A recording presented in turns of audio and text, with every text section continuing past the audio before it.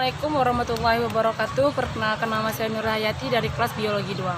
Saya di sini akan mempresentasikan tugas UAS Bahasa Indonesia saya yang berjudul penggunaan bahasa pada media sosial. Dalam perkembangannya, komunikasi dapat dilakukan melalui berbagai media, antara lain internet. Melalui internet, komunikasi antara orang semakin mudah, baik dengan orang yang dikenal maupun orang yang tidak dikenal. Fasilitas yang terdapat di internet antara lain jejaringan sosial yang dikenal sebagai istilah Facebook. Pada Facebook, bahasa yang dipakai penggunaannya ternyata memiliki berbagai varian. Varian tersebut antara lain adanya istilah-istilah khusus, misalnya OL, kependekan dari online dalam jaringan. Enggak apa-apa, kependekan dari enggak apa-apa, kependekan dari tidak apa-apa. Selain itu, terdapat pula varian berupa unsur-unsur bahasa asing, seperti bahasa Inggris, bahasa Arab, dan bahasa Nusantara. Seperti bahasa Jawa, bahasa Sunda. Berkaitan dengan hal tersebut, penelitian sengaja membatasi penelitian pada media sosial Facebook, supaya lebih terfokus pembahasannya. Penelitian ini bersifat sosiolinguistik. Permasalahan yang dibahas adalah bagaimana pemakaian varian bahasa-bahasa yang digunakan, penelitian bahasa-bahasa yang digunakan pada status atau komentar Facebook di internet. Tujuan pelaksanaan penelitian ini adalah menemukan dan menjelaskan pemakaian varian bahasa pada status dan komentar Facebook di internet. Bahasa Indonesia merupakan bahasa resmi negara kita. Selain itu, bahasa Indonesia merupakan bahasa yang setiap harinya digunakan dalam kehidupan sehari-hari pada masyarakat umum. Bahasa Indonesia terdapat suatu sistem lambang. Dalam bahasa, terdapat bahasa lisan maupun tulisan. Bahasa lisan merupakan bahasa primer, sedangkan bahasa tulisan merupakan bahasa sekunder. Bahasa Indonesia adalah bahasa yang kita pakai sehari-hari dan juga bahasa resmi negara kita.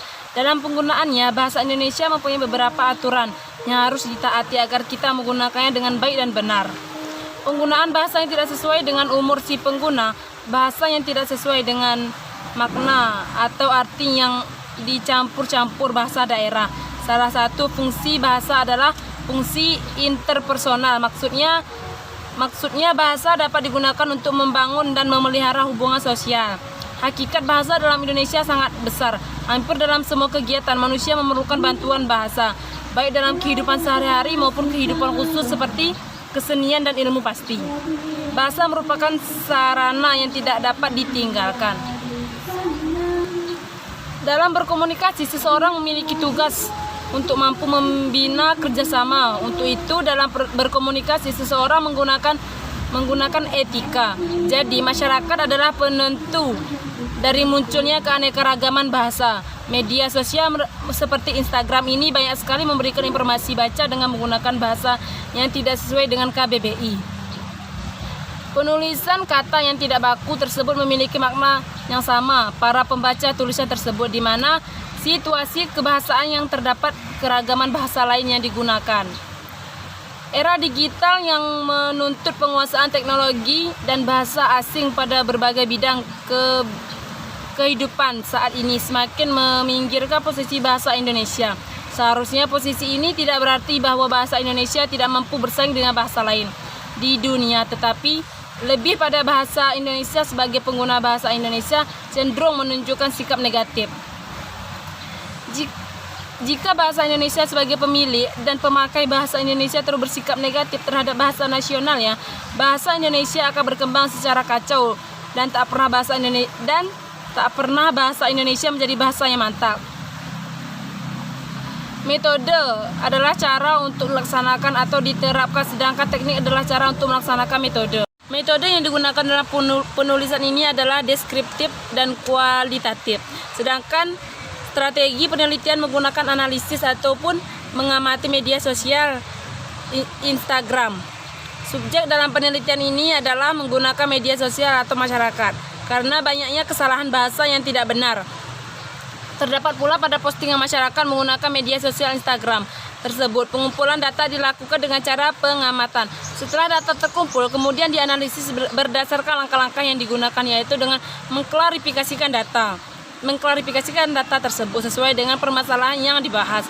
Setelah itu akan disimpulkan berdasarkan hasil analisis data tersebut. Hasil dari pembahasan, hasil dari penelitian ini bahwa perlunya pengetahuan dan makna dalam bahasa yang baik dan benar. Penggunaan diksi yang sesuai dalam menuliskan kalimat yang baik dan benar. Menjelaskan bahwa diksi atau pilihan kata adalah kemampuan seseorang membedakan secara tepat nuansa-nuansa makna sesuai dengan gagasan yang ingin disampaikan.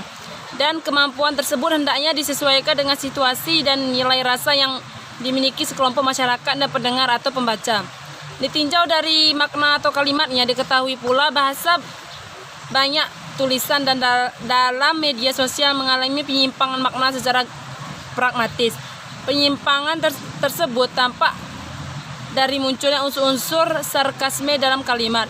Adapun sarkasme yang paling sering muncul dan digunakan para penulis pesan dalam media sosial adalah penggunaan kata-kata yang termasuk dalam kelompok kata bermakna kasar, mengandung umpatan, sindiran, ejekan, serta penggunaan sebut atau julukan pada orang lain dengan tidak menghormati atau bahkan merendahkan dan menghina. Dari data yang dikumpulkan, tampak bahwa penggunaan media sosial banyak yang memiliki untuk mencampurkan bahasa Indonesia dengan bahasa daerah dalam mengekspresikan pikiran dan perasaan. Peristiwa gejala bahasa tersebut sering disebut dengan interferensi, alih kode dan campur kode. Alih kode itu istilah umum untuk menyebut pergantian pemakaian dua bahasa atau lebih atau beberapa gaya dari satu ragam.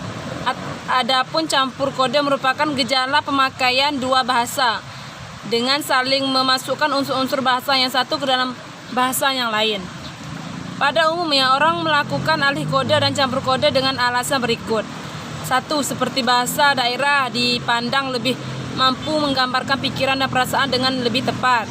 2. Tidak ada istilah yang tepat dalam bahasa lain untuk mengungkapkan pikiran dan perasaan tersebut. Namun mengingat ini, konteks adalah kampanye pemilu yang bersifat nasional. Kesimpulan dari penggunaan bahasa dalam media sosial.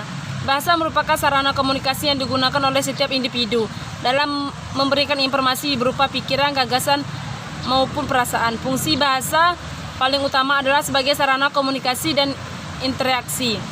Bahasa dalam media sosial yang sering kita gunakan merupakan bahasa yang tidak baku, tidak sesuai KBBI.